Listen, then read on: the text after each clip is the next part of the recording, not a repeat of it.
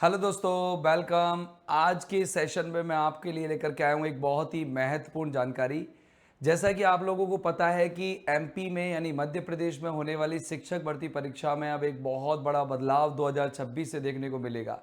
शिक्षक भर्ती परीक्षा अब पहले जो दो भागों में होती थी बटी हुई, अब केवल एक ही भाग में रहेगी। मतलब केवल एक ही एग्जाम होगी, जिसे हम एलिजिबिलिटी या फिर अपन जिसको मेन एग्जाम का भी नाम दे सकते हैं। इसी एग्जाम से अब सिलेक्शन होगा। इससे बहुत सारे फायदे, बहुत सारे नुकसान इस न्यूज़पेपर की कटिंग में जो मेरे पीछे है उसमें दिखाए गए हैं। तो साफ साफ लिखा हुआ है, टाइटल भी आप देख सकते हैं कि शिक्षक भर्ती अब सिर्फ पात्रता परीक्षा से होगी, चयन भर्ती नहीं देनी पड़ेगी। यानी इसके लिए आपको सिलेक्शन का एग्जाम अलग से नहीं देना पड़ेगा। तो अपन एक बार न्यूज़ को गो थ्रू करते हैं, देखते हैं कि क्या इंपॉर्टेंट खबरें हमारे पास इस न्यूज़ में आ रही है, क्या बदलाव किया है एमपी ने या एमपी गवर्नमेंट ने, क्या जो परिवर्तन हम लोगों को देखने को मिलेगा, क्या इससे फायदा है या नुकसान है। चलो लेट्स सी। देखते हैं, मध्य प्रदेश राज्य शिक्षा विभाग ने लिया निर्णय और ईएएसबी को भेजा जाएगा प्रस्ताव। दरअसल देखना, ये सारी चीज़ें अपन एक बार देख लेते हैं मेन में क्या होने वाला है, खास अपन को क्या जानना है और जानकारी के लिए हम लोगों को क्या चीज़ें समझनी है। तो देखना, प्रदेश में अगर हम देखें, प्रदेश में सरकारी स्कूलों में शिक्षक भर्ती प्रक्रिया में बड़े बदलाव की तैयारी चालू है। राज्य स्कूल शिक्षा विभाग ने अब दो अलग अलग परीक्षाओं की बजाय सिर्फ पात्रता परीक्षा के आधार पर शिक्षकों की भर्ती करने का निर्णय लिया है। पहले दो एग्जाम्स होती थी, अब केवल एक ही एग्जाम से आप लोगों का रिक्रूटमेंट किया जाएगा। अब चयन परीक्षा नहीं करवाई जाएगी। राज्य स्कूल शिक्षा विभाग इस परिवर्तन का प्रस्ताव मध्य प्रदेश कर्मचारी चयन मंडल ईएएसबी को भेज रहा है।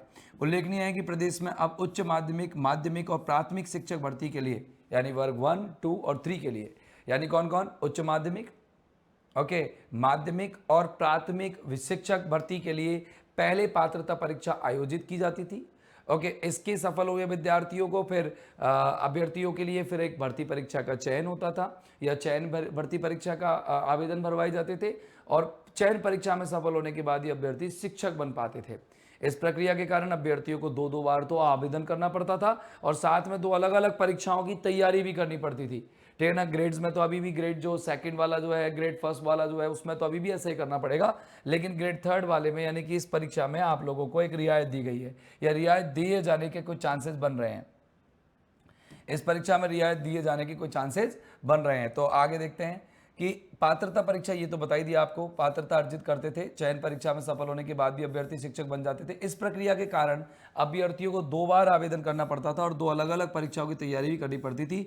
नई व्यवस्था लागू होने के बाद पूरी प्रक्रिया अपेक्षाकृत आसान हो जाएगी। शिक्षक बनने के इच्छुक लोगों को केवल शिक्षक पात्रता परीक्षा देनी होगी। दो बार परीक्षा होने के कारण अभ्यर्थियों पर अतिरिक्त आर्थिक बोझ पड़ता था। सामान्य वर्ग के अभ्यर्थियों की पात्रता परीक्षा के लिए 500 रुपये और चयन के लिए फिर 500 रुपये का फिर शुल्क दो और फिर जब जाकर के ऐसा काम करो। अब इसमें टेंशन आप लोगों की मिटने वाली है, बहुत जल्दी मिटने वाली है। अब अपन बात करते हैं, सब मिट जाएगी टेंशन तो, लेकिन एक चीज़ आप बताओ यार, एक चीज़ ये बताओ कि ये पात्रता परीक्षा कब तक वैध रहने वाली है। कि भाई ऐसा थोड़ी ना कि अब दे दिया फिर अगली बार आया फिर वैध हो गई, फिर अवैध हो गई, फिर दोबारा दो। तो उसने कहा कि नहीं, आजीवन वैध रहेगी ये। तो देखो, ईएसबी के अधिकारियों के अनुसार नई व्यवस्था में केवल पात्रता परीक्षा आयोजित की जाएगी और उसी के स्कोर के आधार पर स्कूल शिक्षा विभाग भर्तियों की क्या करेगा, रैंक निकालेगा। रैंक के आधार पर भर्तियां होंगी। यह स्कोर आजीवन वैध रहेगा। हालांकि अभ्यर्थियों को अपने स्कोर सुधार करने के लिए भविष्य में दोबारा परीक्षा में शामिल होने के अवसर भी मिल सकेंगे। मान लो कि आज मेरे जो नंबर है, मेरे 60% नंबर आते हैं, राइट, और किसी मतलब जितनी भी वैकेंसी निकली है, जैसे मान लो 70 या 10,000 वैकेंसी निकली, और 10,000 वैकेंसीज में मेरे 60% नंबर आए, उन बच्चों को लिया गया जिनके 65% से ऊपर ऊपर मार्क्स हैं, उनको ले लिया गया। तो अब वो तो सिलेक्ट हो गए, अब मैं तो रह गया ना, मैं तो नहीं हो पाया ना। तो मैं अगली वैकेंसी के आने तक इंतजार करूंगा और उसके लिए जब भी एग्जाम लगती है पात्रता वाली, मैं उसको दूंगा और उसमें मेरी परसेंटेज का इंक्रीमेंट करने के लिए लगा रहूंगा। ऐसे नहीं मैं लेके बैठ गया।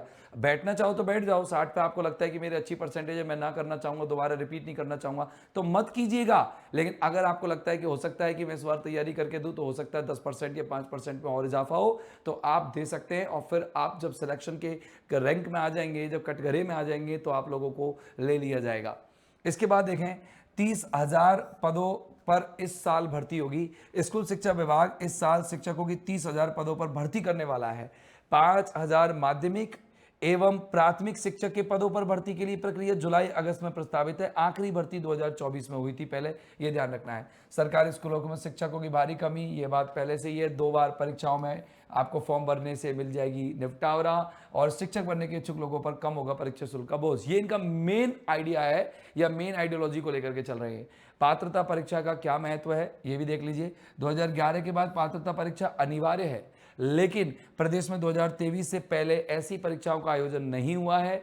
ऐसे में करीब 2.60 लाख शिक्षक ऐसे हैं जिन्होंने पात्रता परीक्षा में शामिल हुए बिना चयन परीक्षा के आधार पर नियुक्ति हुई है। अब ये खैर नए बदलाव हुए हैं, वो नए बदलावों की बात करेंगे। पात्रता परीक्षा से ही चयन सूची बनाने का प्रस्ताव बनाया जा रहा है। ये संजय गोयल बोल रहे हैं, सचिव बोल रहे हैं स्कूल शिक्षा विभाग के।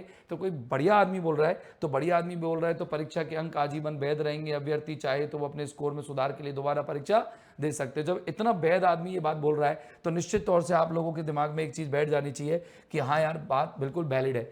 अब मैं आपको एक बात बताना चाहूंगा, देखो एग्जाम का शेड्यूल भी आप देख सकते हैं कि शेड्यूल जो है आ चुका है, टाइम टेबल आ चुका है। अब आप देखें तो यहाँ पर देखें तो देखो मध्य प्रदेश कर्मचारी चयन मंडल भोपाल, और यहाँ पर ये जो डाला हुआ है इसमें आप देख लीजिएगा कि सूबेदार के जो पद है वो 500 हैं। इस तरीके से सब डाला हुआ है। अपन यहाँ पर आते हैं किस पर, अपने प्रवेश परीक्षा पर, पात्रता परीक्षा पर। ये रहे, यहाँ पर देखना, ये पात्रता परीक्षा में अगर हम बात करें तो इसमें वैकेंसीज तो है नहीं, केवल पात्रता परीक्षा जो आपको तैयार करनी है। माध्यमिक शिक्षा पात्रता परीक्षा, यानी कि ये परीक्षा आप लोगों की जुलाई 2026 में होना प्रस्तावित है, और इसका जो परिणाम है वो सितंबर 2026 में आना प्रस्तावित है।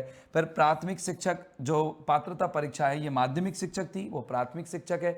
इसकी अगस्त 2026 में होने वाली है और अक्टूबर 2026 में इसका परिणाम प्रस्तावित है। तो इस तरीके से आप ये ध्यान रख सकते हैं। एग्जाम्स भी अभी डिसाइडेड है। आप एक एग्जाम तो आपकी जुलाई में होने वाली है, माध्यमिक वाली, और प्राथमिक वाली आप लोगों की वर्ग जो आप ये दोनों वर्ग की आप एग्जाम देख सकते हैं, और प्राथमिक ये वाली होने वाली है अगस्त में, 1 महीने बाद ही होने वाली है।